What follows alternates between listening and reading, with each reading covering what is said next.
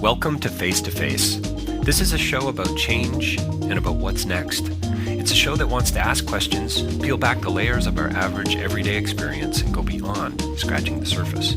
We interview amazing people with incredible ideas and stories who have done wild, weird, and wonderful things. Remember that imagination shared create collaboration, and collaboration creates community, and community inspires social change. I'm David Peck, and this is Face to Face.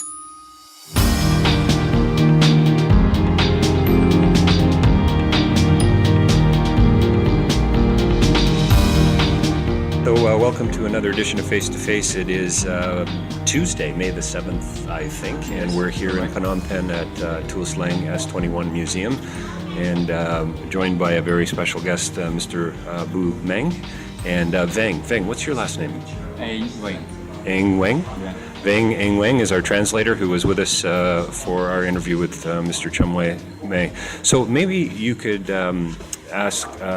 Bou, just Mr. Bou, is it Mr. Bou or Mr. Bou May? Mr. Bou. Mr. Bou.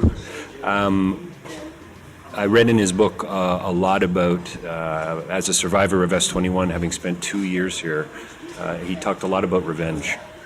and a lot about anger. And I wondered, after so many years, if that is starting to, if he's starting to reconcile with that. គាត់សួរអ៊ំថានៅគាត់អានសភៅរបស់អ៊ំណាហើយអ៊ំនៅជាប់នៅអង្គុកហ្នឹងប្រហែលជា2ឆ្នាំហើយណារយៈពេល2ឆ្នាំណាហើយចង់សួរថាតើឥឡូវហ្នឹងអារម្មណ៍របស់អ៊ំយ៉ាងម៉េចដែរដែលថាអាចសម្របសម្រួលបានឬក៏អ៊ំនៅមានអារម្មណ៍ដែលថាចង់គំនុំសងសឹកខឹងសម្បាល់ជាមួយនឹងខ្មែរក្រហមសំណួរនេះល្អណាស់ខ្ញុំនឹងត្រូវឆ្លើយរវាងច្បាប់និងអាដែលអ្នកទៅធ្វើទទួលខុសត្រូវខ្មែរក្រហមនេះគឺជាមនុស្សដែលសម្រាប់ប្រជាជនសម្រាប់ប្រឡាយពូជសាសន៍ It's a good question. So he's going to talk about law and those people who were responsible for all these killings. បាទហើយខ្ញុំមិនអាចសម្រួលបានទេពីព្រោះអានេះជាភាសាខ្មែរបាននិយាយថាអ្នកយល់ញាតគឺឃ្លាតដល់ច្បាប់អញ្ចឹង He could not reconcile because he said that if you there is a Khmer proverb, if you accept the law, you could not pardon any culprit or any people who have made the mistakes. បាទចំពោះខ្ញុំអត់មានគុំគួនទេជាមួយពួកអាហ្នឹងខ្ញុំចំសម្របសម្រួលប៉ុន្តែច្បាប់គឺច្បាប់អ្នកដែលធ្វើខុសគឺត្រូវទទួលកំហុស Okay, for him, he's okay to reconcile, but anyway, law is a law. Law could not pardon, all these people who made the mistake, who did the crimes. ណាពីព្រោះតុលាការវិសាមញ្ញនេះជាតុលាការកូនកាត់អន្តរជាតិផងខ្មែរផងអញ្ចឹងចង់ធ្វើជាគំរូគេតតែយកច្បាប់ជាធំ The Khmer Rouge tribunal, it's kind of hybrid tribunal joined by both Cambodian government and United Nations. So we have to follow the law. បាទហើយក្នុងនាមខ្ញុំជាអនុធានទី2នៃសមាគមជនរងគ្រោះខ្ញុំត្រូវតែវែកមុខខ្ញុំត្រូវតែរកយុត្តិធម៌ On behalf him as a second deputy of the victim associations, so he have to find the justice. He have to find what was behind the killings of Cambodian and the Khmer Rouge regime. ណាអញ្ចឹងអ្នកកសែតជាច្រើនអន្តរជាតិច្រើនដែលសួរខ្ញុំសួរថាដូចតើគាត់តំជាប់គុកប្រមាណឆ្នាំឬក៏យ៉ាងម៉េចតាមចិត្តបង Many foreign journalists had asked him questions about Dutch, how many years that Dutch should be put in jail from his own opinion. ការបន្លាយពូជសាសន៍នេះរបស់ដូចនេះគឺសំតែជាប់មួយជីវិតខ្ញុំថាស្ទើរផងចង់ពីរជីវិតបើសិនជាស្លាប់ទៅដាក់នៅមុខអាគារខ្ញុំជាប់ He thought he personally think Dutch should be sentenced for whole life or 2 lives. And after he dies, he should be buried in front of his the room where Bou Meng was detained during the Khmer Rouge time. ដាក់ដូចជាមុងអញ្ចឹងដាក់ច្បាក់ជុំវិញទៀតបាទ Just put like a tomb and put chains around. ហើយដាក់ខ្នោះលម្អតាមឲ្យប្រឡោះច្បាក់ And decorated with shackles as well. ដើម្បីបង្ហាញពិភពលោក To show the world.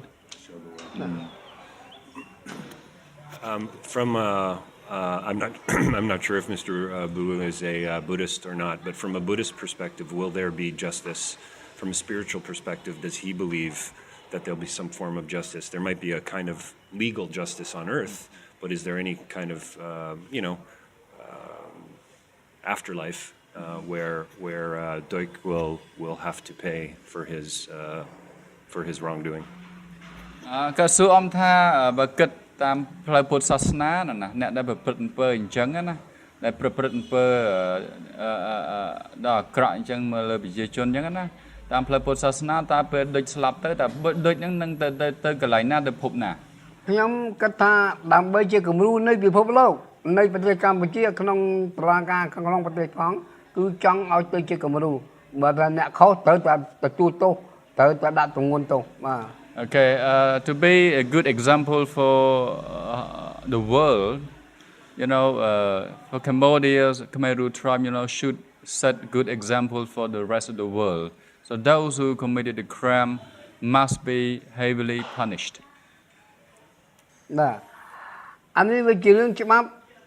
សម្រាប់មនុស្សក្នុងពិភពលោកមិនមែនសម្រាប់មនុស្សស្រុកខ្មែរម្នាក់ទេបាទ This is a law for worldwide law for those who kill the people. It's not just the law for the killings of the people in Cambodia, but this is a worldwide law. បាទដូច្នេះខ្ញុំមើលឃើញថាខ្ញុំឮតាមអារ៉េងកសែតក្តីគឺនិយាយពីសេរារ៉ាអូនប្រទេសខ្លះដែលមានការរំលោភដូចជាប្រទេសកម្ពុជាដែរដូច្នេះខ្ញុំចង់ឲ្យតុលាការនេះធ្វើជាគំរូដល់ប្រទេស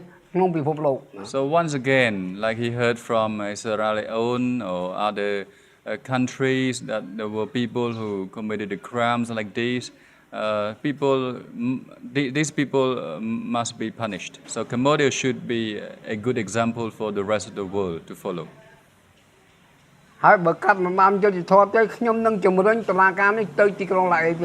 If there is no justice done by the Khmer Rouge tribunal, they're going to push for a transfer of the court to go to La Haye in How long? La Haye court in Netherlands. Yeah. People La Haye ni ធ្លាប់ទទួលជ័យជំនះនៅប្រាសាទព្រះវិហារពីក្តីពីសៀមហើយដូច្នេះខ្ញុំនឹកថាតុលាការនេះជាគំរូនៃពិភពលោកហើយ So Bou Meng said that La Haye was a good court which found justice for Cambodia about a private temple that Cambodia had disputed with Thailand, and then later on Cambodia won the case and got the temple back. So La Haye is a good court for the world. Yeah. So to my earlier question, does he believe in spiritual justice of any kind? Will the Khmer Rouge pay for their sins in an afterlife? អញ្ចឹងគាត់សួរថាតកតងទៅថាផ្លូវងឹតវិញណាផ្លូវងឹតណាតើដូចថាអ្នកដែលប្រព្រឹត្តអំពើអញ្ចឹងថ្ងៃក្រោយទៅកើតទៅជាអីគាត់ចង់សួរអញ្ចឹងកើតទៅជាអីវិញអ្នកប្រព្រឹត្តអំពើបាបអញ្ចឹងណាកើតទៅជាសត្វធាតុគាត់ជាមនុស្សហើយគាត់អត់ដឹងខុសត្រូវដូច្នេះគាត់ចិត្តក្រោយគាត់កើតជាសត្វឆ្កែឬក៏ជាសត្វអីដែលមនុស្សមិនអាចធ្វើកើត Spiritually, he believed that those who did that would not be born as human beings, but could be born as animals, like dogs or whatever animals. Because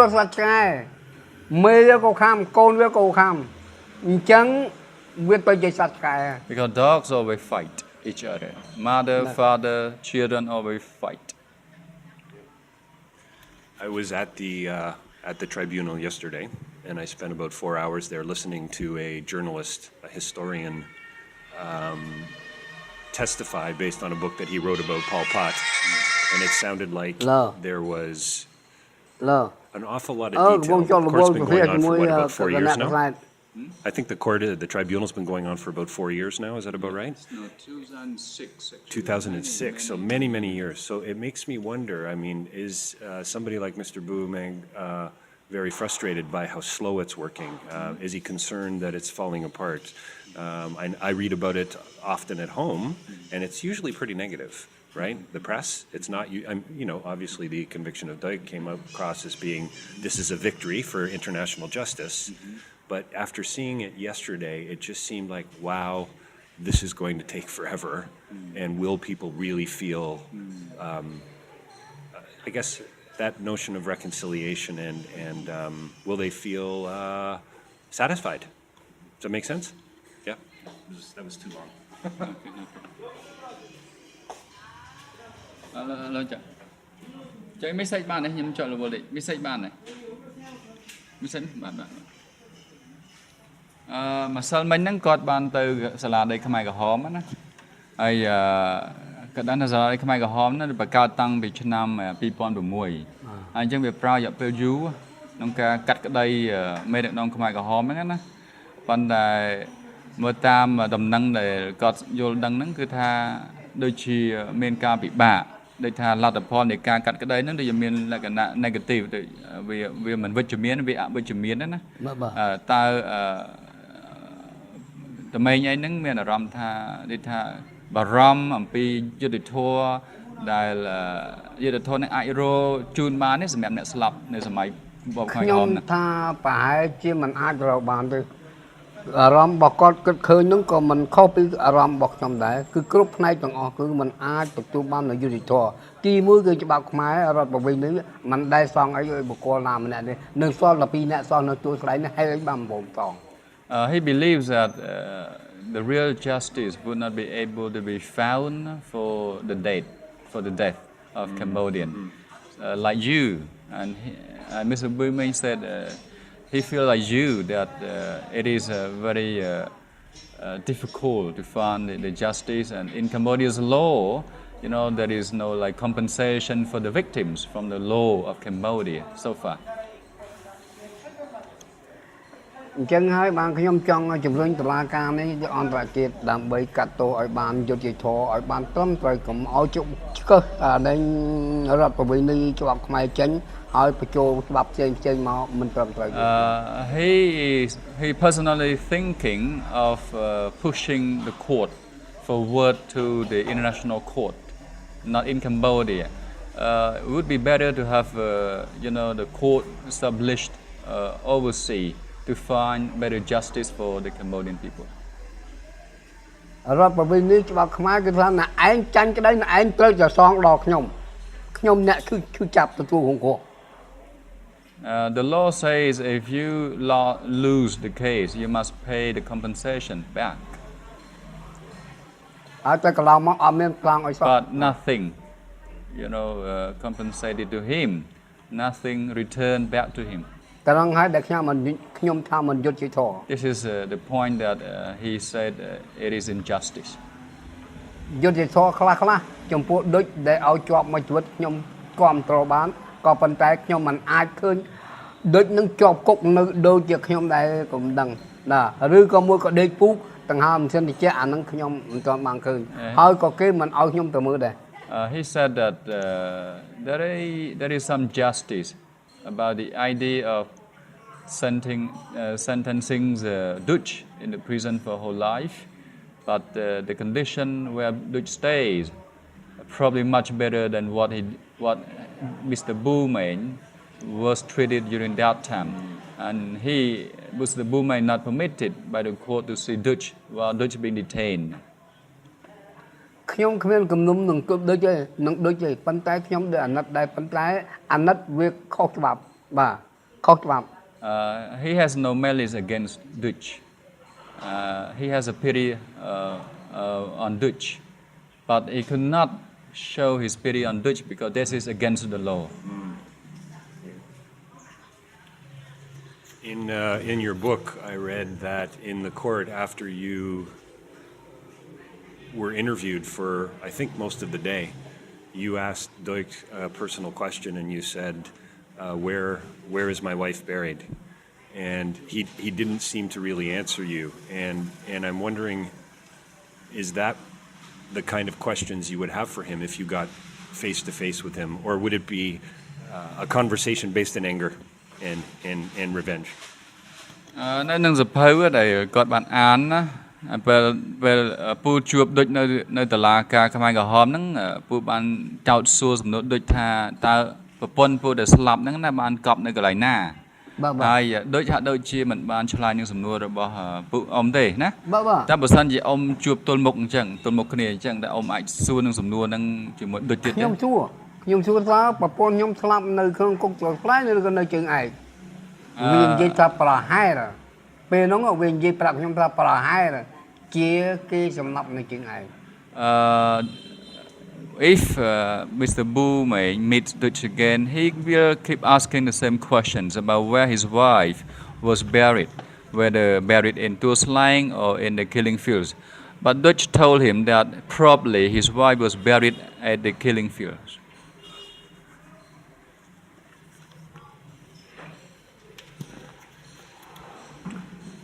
So how do you still come here, Mr. Bou Meng, every day to sell your books and to tell your story? And we're sitting right here in this former schoolhouse that was turned into a torture chamber for many years, and you were here for 2. How is it that you're able to find the strength to do that? And also, I guess another question would be, what was it that is that too much? So, what was it that gave you the strength? While you were here to still maintain some kind of hope. Is that okay? គាត់សួរអ៊ំថាឥឡូវហ្នឹងអ៊ំជាប់នៅនេះរយៈពេល2ឆ្នាំហើយកន្លែងនេះគឺកន្លែងគេធ្វើទរណកម្មអ្នកទោសបាទតើមូលហេតុអីដែលអ៊ំអាចត្រឡប់មកទីកន្លែងហ្នឹងវិញហើយអ៊ំអាចសង្ឃឹមថាមកកន្លែងហ្នឹងវិញអាចជួយ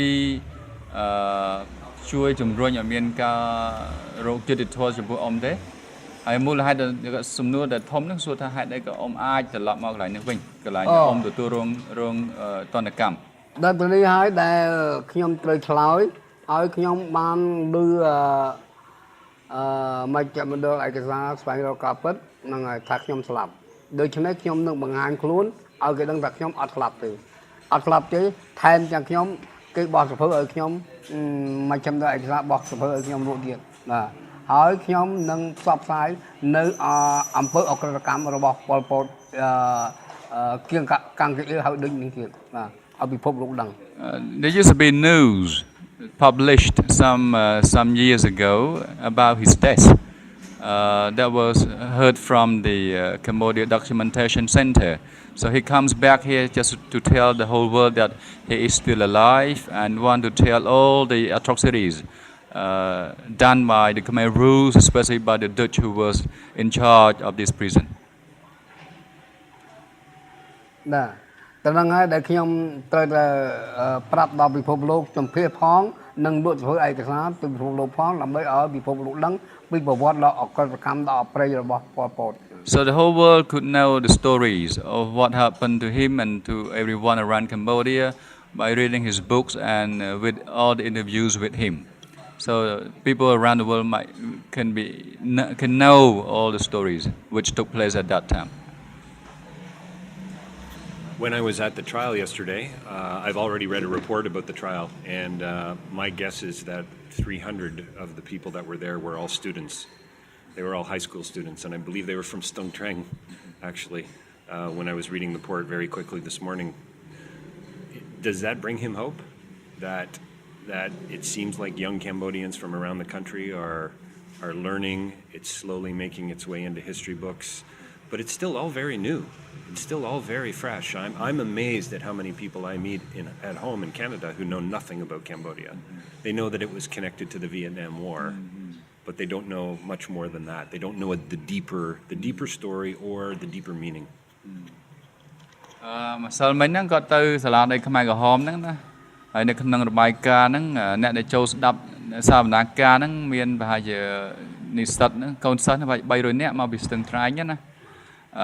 វាហាក់ដូចជាអ្នកខ្លះក៏ដឹងរឿងអំពីឃាតកម្មសម័យខ្មែរក្រហមហ្នឹងហើយបើនៅក្រៅប្រទេសវិញគឺគេភាគច្រើនគេអត់បានដឹងទេដូចជា អ្នកដែលនៅចិត្តខាងគាត់ហ្នឹងគឺអត់បានដឹងច្រើនទេអំពីការសម្លាប់រង្គាលរបស់ខ្មែរក្រហមណាតាអញ្ចឹងទេភាគច្រើនគេដឹងថាជាសង្គ្រាមពាក់ព័ន្ធទៅនឹងសង្គ្រាមរបស់វៀតណាមណា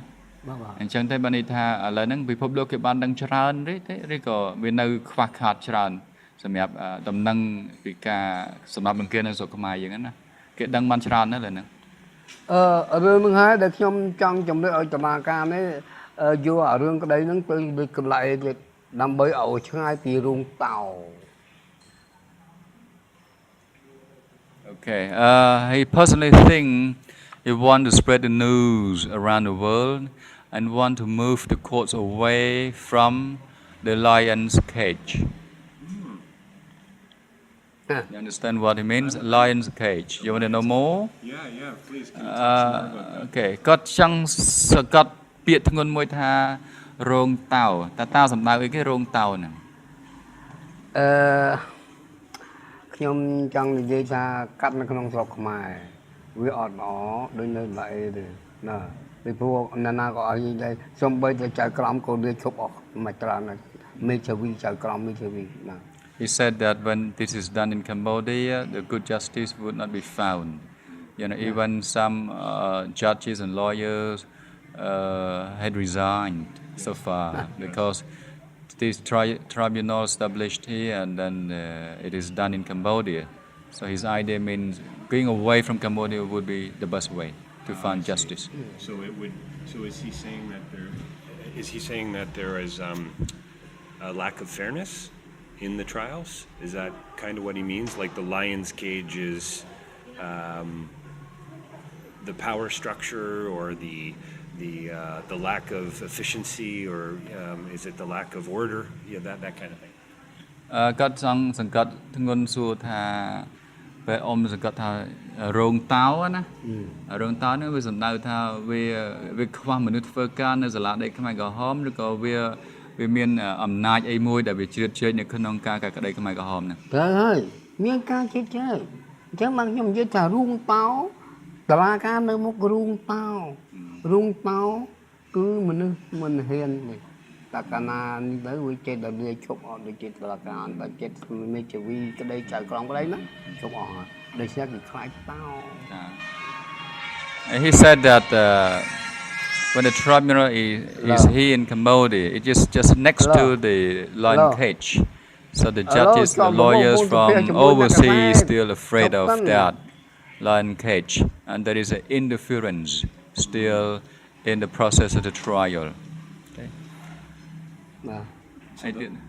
So the lion's cage is like the power structure at the top? អញ្ចឹងគាត់ចង់សង្កត់ថាអ៊ំសង្កត់ថារោងតោហ្នឹងគឺជាអំណាចរបស់មន្ត្រីនៅក្នុង Okay, so he emphasizes it is the power from the top government officers in the current government of Cambodia. I see.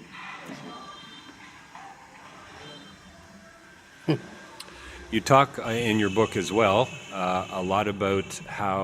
things looked very good in 1970 71, 72, 73, and how the revolution was about bringing back the country to the king's control, and then slowly things started to change. And you talked about mistrust and distrust, and how Khmer Rouge cadre leaders were forced to criticize each other. Could you talk a little bit about that mistrust and how deep that went, and how long it went on for? នៅក្នុងសភៅដែលគាត់អានសភៅរបស់អ៊ំសភៅណានៅក្នុងដើមឆ្នាំទសវត្សរ៍ទី70ដូចឆ្នាំ71 72 73អីហ្នឹងវាហាក់ដីដូចជាដំណើរការបដិវត្តហ្នឹងល្អព្រោះឲ្យមនុស្សគឺជឿជាក់ថាបដិវត្តហ្នឹងអាចនាំសម្ដេចនរោត្តមសីហនុហ្នឹងត្រឡប់មកកាន់អំណាចវិញក៏ប៉ុន្តែក្រោយមកទៀតមានពាក្យអង់គ្លេសថា distrust វាមានការទុកចិត្តគ្នានៅក្នុងមានការទុកចិត្តគ្នានៅក្នុងថ្នាក់ដឹកនាំរបស់រដ្ឋាភិបាលហ្នឹងណារដ្ឋាភិបាលចរដ្ឋាភិបាលលន់នល់សម័យហ្នឹងណាតើការអត់ទុកចិត្តគ្នាមិនជឿទុកចិត្តគ្នាហ្នឹងវាយ៉ាងម៉េចអ៊ំជួយបញ្ជាក់តិចមើលអត់ទុកចិត្តយ៉ាងម៉េចអានេះវាមិនទុកចិត្តគ្នាក្នុងអានេះគេហៅថាមនោគមវិជ្ជា2មួយកុម្មុយនីសមួយសេរីវាមានការប្រឆាំងគ្នាអញ្ចឹងរឿងហ្នឹងហើយដែលត្រូវសម្ដេចសីហនុនៅក្រៅស្រែកវិញ ในការគ្រប់គ្រង There are two philosophies behind about the distrust. One is communism bloc and one is a free country bloc. And then Sinuk want to stay away from that. ជួយបញ្ជាក់មើលថាសំណាក់ស៊ីនុគាត់ចង់ធ្វើមិននៅសម័យហ្នឹងអ៊ំសំណាក់ស៊ីនុគាត់ចង់ធ្វើអីខ្លះនៅសម័យហ្នឹងដល់ពេលដែលគាត់ក្រោយរដ្ឋប្រហារខ្ញុំមិនដឹងទេប៉ុន្តែហ្នឹងគឺដាច់ស៊ីនុក៏មិនយ៉ាងម៉េចដែរណាគាត់គឺចឹងមិនដែរខ្ញុំមិនជឿថាលោកហ៊ានទេ So he still do not understand much about what idea or what was going on with the king Naram Sinuk. He still did not understand about what Sinuk was doing at that time. Does he think that that mistrust that was developing in the Khmer Rouge was that as a result of King Sihanouk, or was that more of a internal politic to the Khmer Rouge themselves? ពាក្យថាមិនទប់ចិត្តគ្នាហ្នឹងតើវាពាក្យហ្នឹងវាកើតឡើងពីសម័យខ្មែរក្រហមឬក៏ពាក្យហ្នឹងវាកើតឡើងនៅក្នុងជួរអ្នកដឹកនាំហ្នឹងជួរដឹកនាំខ្មែរក្រហមហ្នឹងពាក្យហ្នឹងចេញមកពីណាគំនិតមិនជឿទប់ចិត្តគ្នាហ្នឹងវាកើតចេញពីណាមកកើតចេញពីជួរអ្នកដឹកនាំខ្មែរក្រហម Is that the word distrust it occurred from among the leaders of the Khmer Rouge. បើនិយាយខ្លីទៅថាពួកហ្នឹងវាថា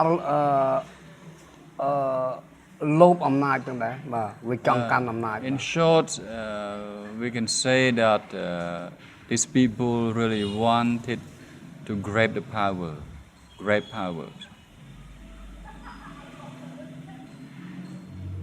អាមួយគេចង់ឲ្យចាយលុយអាមួយទៀតគេថាមកឲ្យចាយលុយទេ One group wanted money to be circulated, but another group did not want to have money circulation. Like within the Khmer Rouge themselves. អញ្ចឹងនៅក្នុងបកខ្មែរក្រហមហ្នឹងមកក្រុមក៏ចង់ចាយលុយមកក្រុមទៀតអត់ចង់ចាយលុយមានពីរប្រឆាំងគ្នាអញ្ចឹង So there were two groups in the Khmer Rouge government, one group against another one. And he said earlier that one group wanted money to be used, but another group did not.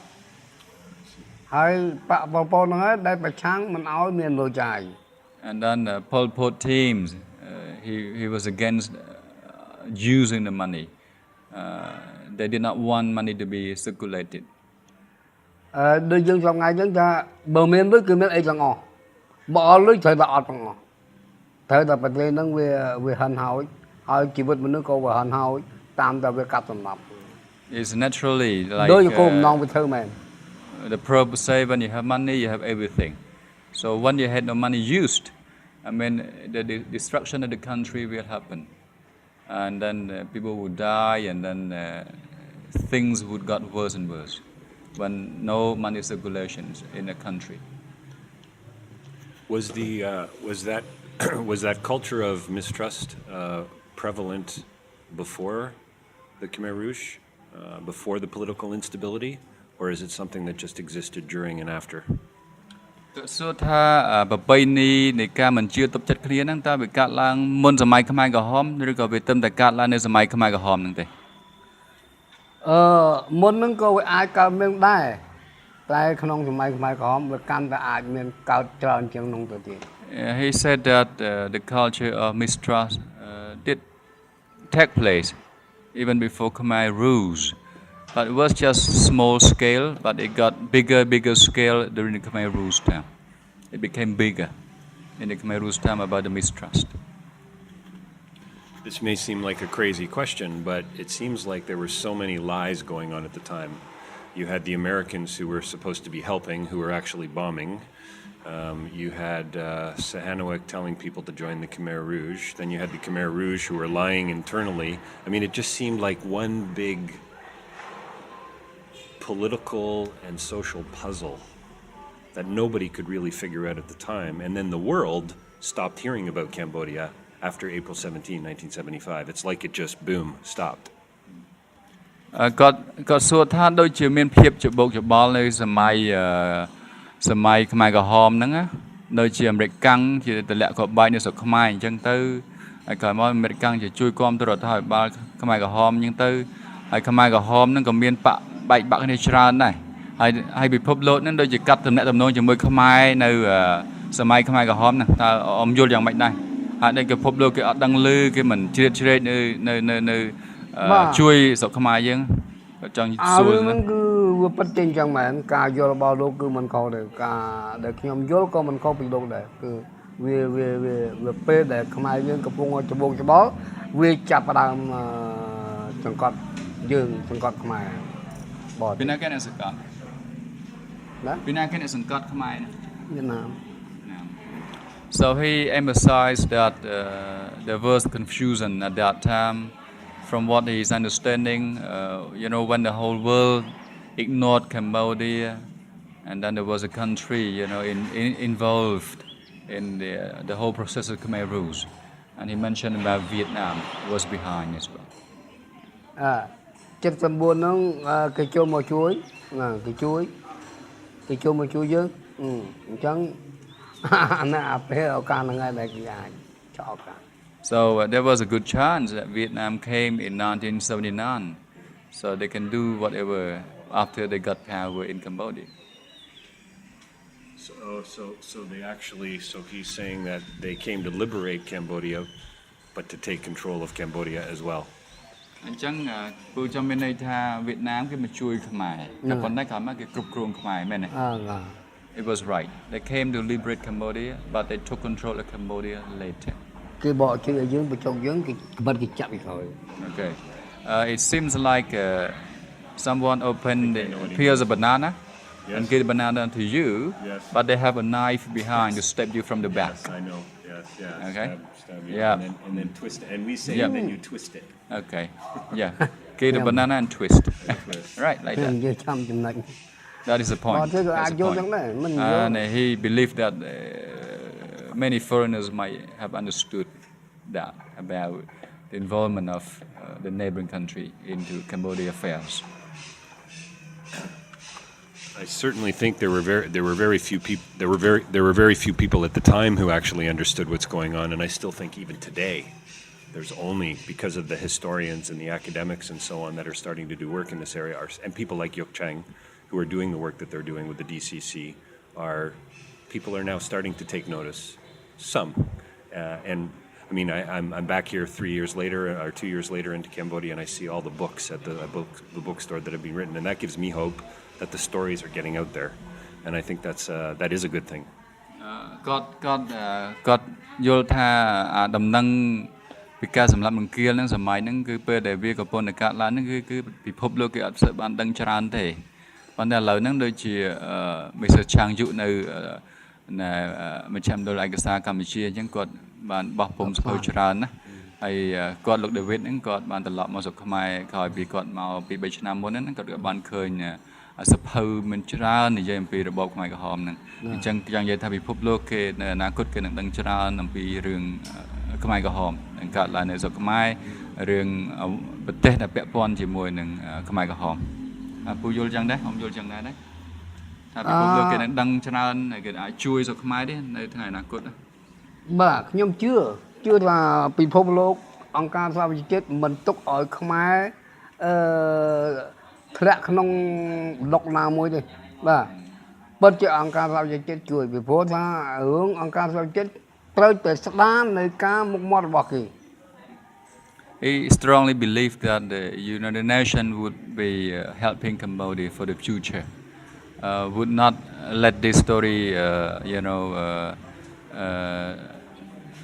left without any result, any justice. So he strongly hopes that it's going to be a great help from United Nations, which they did not help Cambodia while the Khmer Rouge was in charge. So he thinks the UN is going to be helping more about these issues in Cambodia. So here's a bit of a more, I guess, philosophical question, but does he think, I just looked out over the courtyard here at S21 and I looked at over some of the places where those 9 bodies were found by the North Vietnamese? 14 bodies. And the horror of what was S21. Does Mr. Bou Meng think that we are all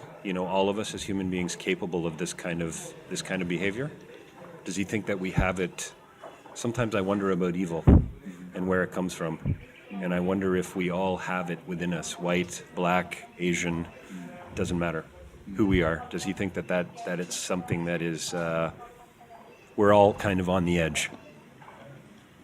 You mean you let him... Given the right circumstances, would you or would I behave this way here in a place like S21? Could we create something like that? Or, because of what you and I now know, that would never happen. Does that make sense? So philosophically, it's like it's a question about where this kind of evil comes from. How does it even start? How did Deutsch do it and not somebody else? គាត់ចង់សង្កត់ធ្ងន់ថានៅពេលកលេចមើលនៅបរិវេណទួលស្លែងនេះណាដូចជាឃើញភ្នូ14នាក់គេកប់នៅទីនោះណាហើយនឹងអ្វីដែលបានកើតឡើងនៅក្នុងគ្រប់បន្ទប់នៅក្នុងអគារទាំងអស់ហ្នឹងណាជាចង់សួរថាតើគំនិតដ៏អាក្រក់ជួជាតិនេះគំនិតអាក្រក់គំនិតសម្លាប់មនុស្សហ្នឹងដូចជាដូចចឹងណាវាកើតឡើងសម្រាប់ដូចហ្នឹងហេតុអីក៏អត់មានអ្នកផ្សេងភាគច្រើនគេអត់មានបានធ្វើដូចទេតើហេតុអ្វីក៏ដូចអាចធ្វើអញ្ចឹងបានសកម្មភាពអញ្ចឹងទាំងអស់ហ្នឹងហើយនឹងមេដឹកនាំខ្មែរក្រហមមួយចំនួនតូចដែរដែលគាត់ធ្វើអញ្ចឹងតើគំនិតស្លាប់ហ្នឹងវាយ៉ាងម៉េចបានជាវាកើតឡើងចំពោះដូចនឹងមេដឹកនាំខ្មែរក្រហមមួយចំនួននេះជាសំណួររបស់គាត់តាមខ្ញុំយល់ចំណុចហ្នឹងពេលហ្នឹងគឺខ្ញុំយល់ថាមនុស្សលំមប់នៅបន្តអំណាចបាទអំណាចកពេចកំពងក៏វារំលោភក៏វាលោភលន់ណាចង់បានកម្មកាប់អំណាចចង់បានធ្វើចធំនៅក្នុងរបបនោះដែរអញ្ចឹងវាសម្រាប់ដើម្បីផ្គប់ចិត្តបកឲ្យបកដាក់តំណែងឲ្យគេគឺធំ So he thought the ideas of being evils of all these killings of all these atrocities the main reason was from power. They wanted to please the boss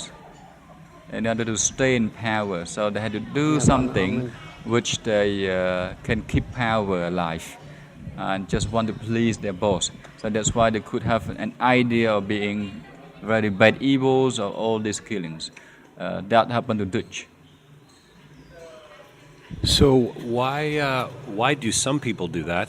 and not others? សំណួរសួរថាហេតុអីក៏មនុស្សខ្លះធ្វើមនុស្សខ្លះក៏អត់ហ៊ានធ្វើហេតុអីអ្នកខ្លះធ្វើអំពើបាបអញ្ចឹងអ្នកខ្លះអត់ហ៊ានអាហ្នឹងអ្នកហ៊ានធ្វើគឺវាផ្គប់វាលោភអំណាចវាចង់បានអំណាចចង់បានបុណ្យស័ក្តិហ្នឹងហើយ Just in short those who did វាលោភលន់ហ្នឹង those who did just needed power they needed power so they did that just to please the boss the superiors. They are superiors. So that's why they just killed people. They did all the bad things just to keep their own power and to please their boss. This is the main point that he believed. And who for him was the ultimate boss? Was it Pol Pot? Was it Son Sen? Was it Anka? អ្នកគេអ្នកគ្រប់គ្រងតាមផ្ទាល់ហើយសម័យហ្នឹងតើដូចសុនសេនឬក៏ប៉ុលពតមានទេអ្នកនៅពីលើអ៊ំផ្ទាល់ណាគ្រប់គ្រងអ៊ំផ្ទាល់ណានៅលើខ្ញុំហ្នឹងកាលនៅក្នុងសម័យ76 75 76ហ្នឹងមានកុយឈួនក្រោយមកមានอะไรខាងសាលាបច្ចេកទេសសីកែវហ្នឹងខាងឈ្មោះហាក់តាហាក់ He said that his boss at that time like in 1976 first Mr. Koi Thuan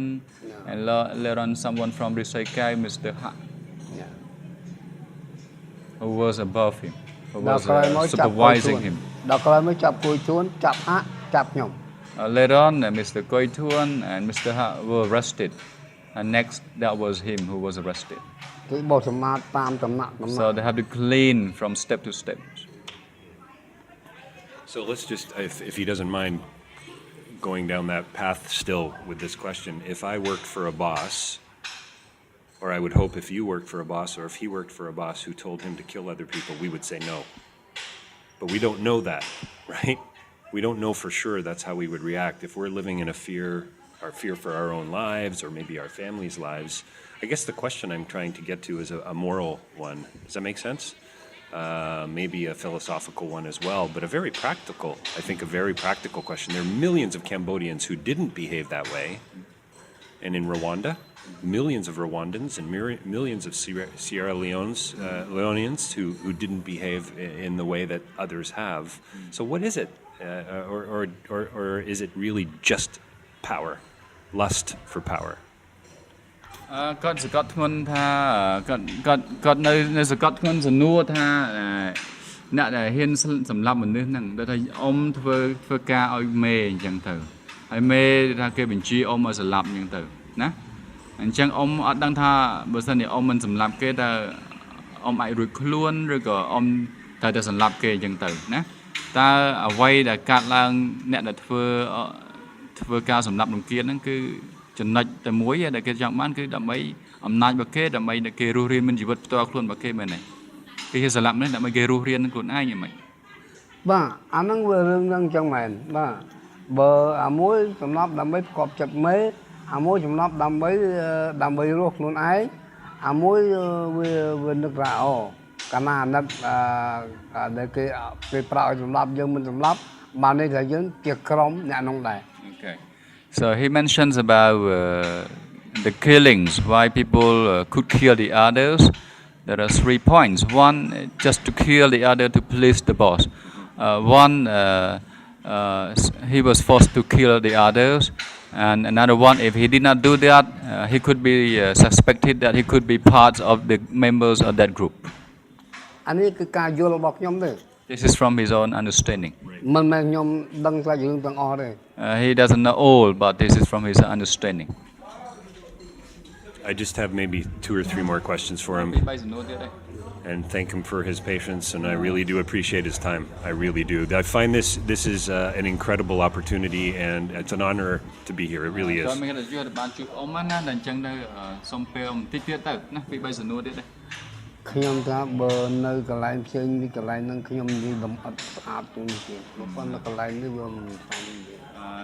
He said that he could even tell you more details if he was interviewed somewhere else, not here. In a more quiet place, he would say even more details about what was behind these killings. But he can't say it here while he's here. Maybe on my next trip through, we could do another interview that was quieter.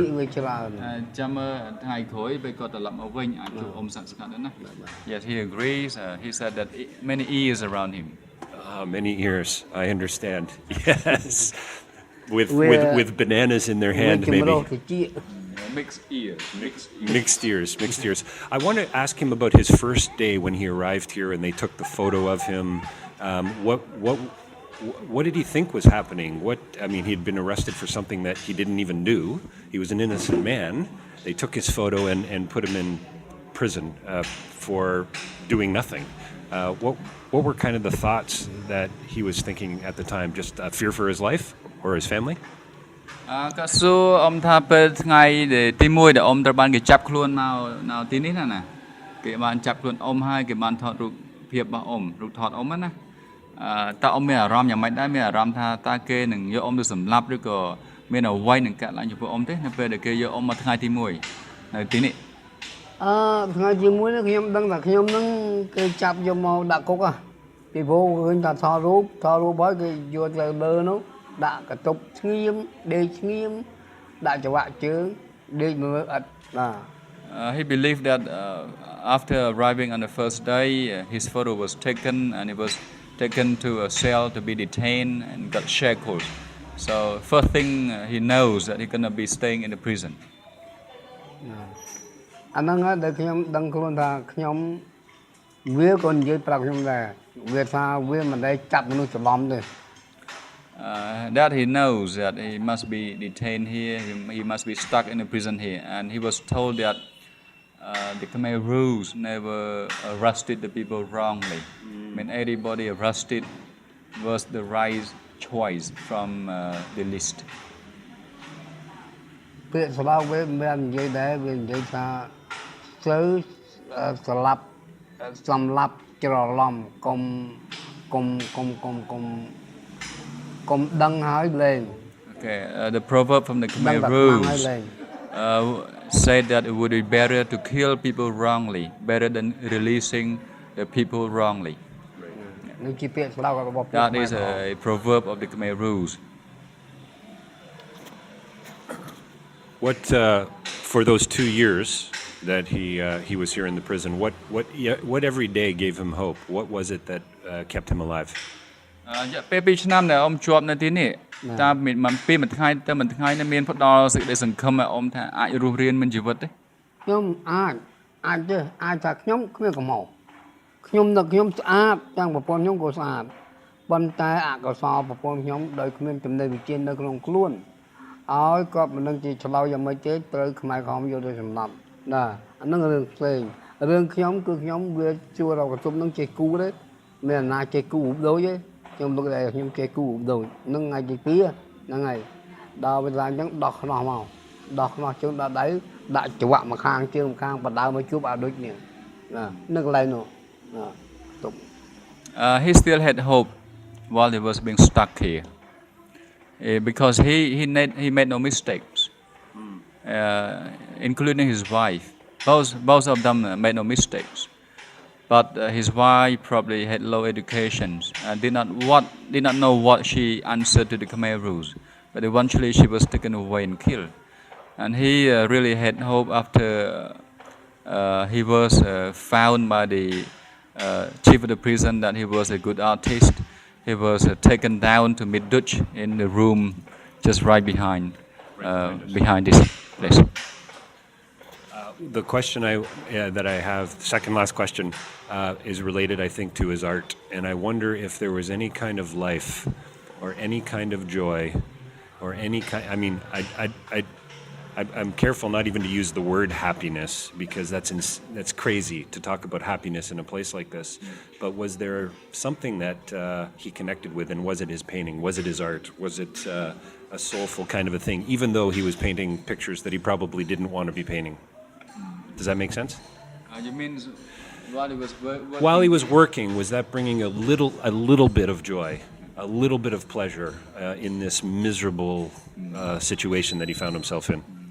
គាត់ចង់និយាយថាកន្លែងហ្នឹងសម័យហ្នឹងវាហាក់ដូចជាកន្លែងនៃឋានរូបមួយអញ្ចឹងកន្លែងនេះណាហើយទៅពេលដែលអ៊ំត្រូវបានគេអនុញ្ញាតឲ្យអ៊ំគូសរូបណាតើអ៊ំមានសេចក្តីរំភើបរីករាយទេសប្បាយចិត្តទេថាអ៊ំអាចនឹងមានជីវិតតទៅទៀតណាពេលអ៊ំត្រូវបានគេឲ្យអនុញ្ញាតឲ្យគូសរូបណាតើអ៊ំមានក្តីរំភើបចិត្តខ្លាំងទេនៅសម័យនៅពេលហ្នឹងបាទពេលហ្នឹងខ្ញុំនឹកថាទី1បានបាយហូបចែក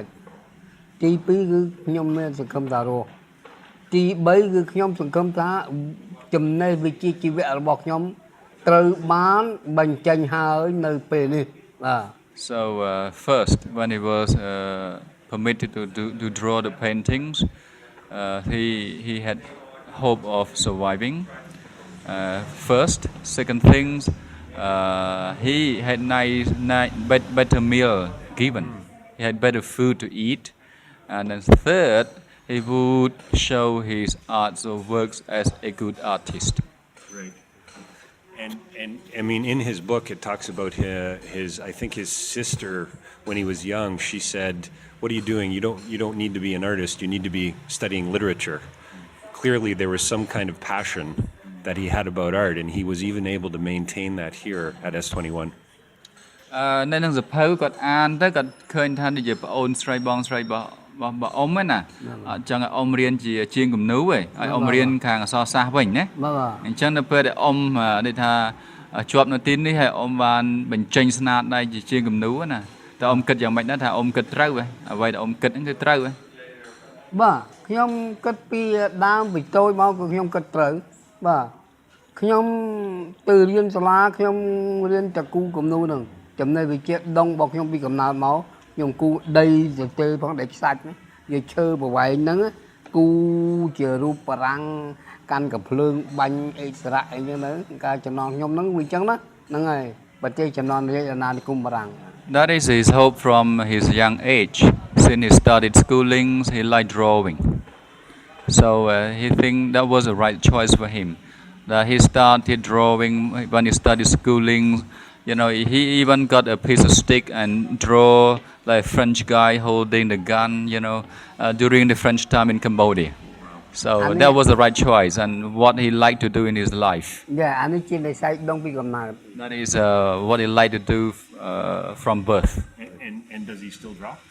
ឡើយនៅគូទៀតទេអ៊ំនឹងគូបានទេ គូជួយសុភាពអង្គរជួយសុភាពអីស្អាតស្អាតណាជួយសុភាពព្រៃភ្នំ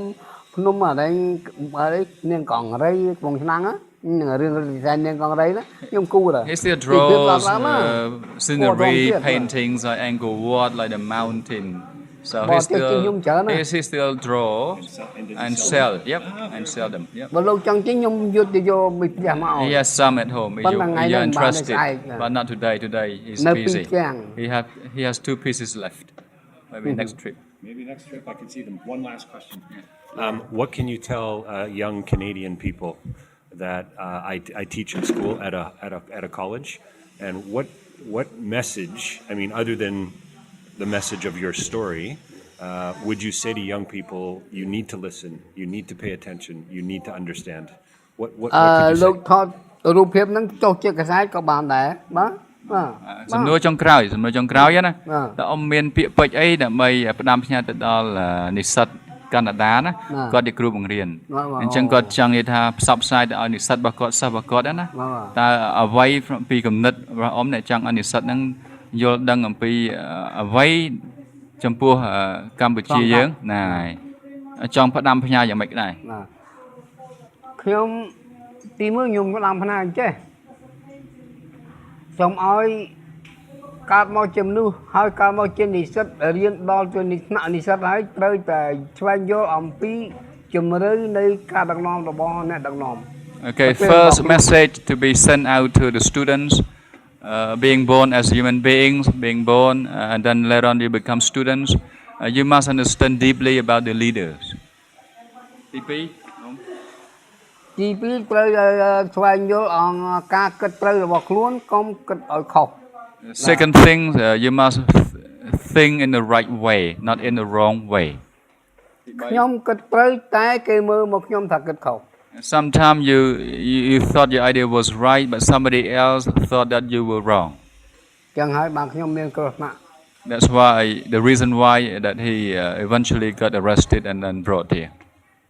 សូមឲ្យនិស្សិតគិតឲ្យត្រូវបាទមុននឹងធ្វើ So he said that everyone should have a right thinking not the wrong thinking And the right thinking is right asking good questions ការគិតត្រូវនឹងគិតយ៉ាងម៉េច គិតត្រូវទៅតាមកាលៈទេសៈសង្គមរបស់ខ្លួនយើងរស់នៅ The right thinking it means to think about the right circumstances where they are living in which country they are living in should understand about the situation of that country. Understand what is right, what is wrong. This is a good thing to think about. Thank you. Yeah, thank you. Akun.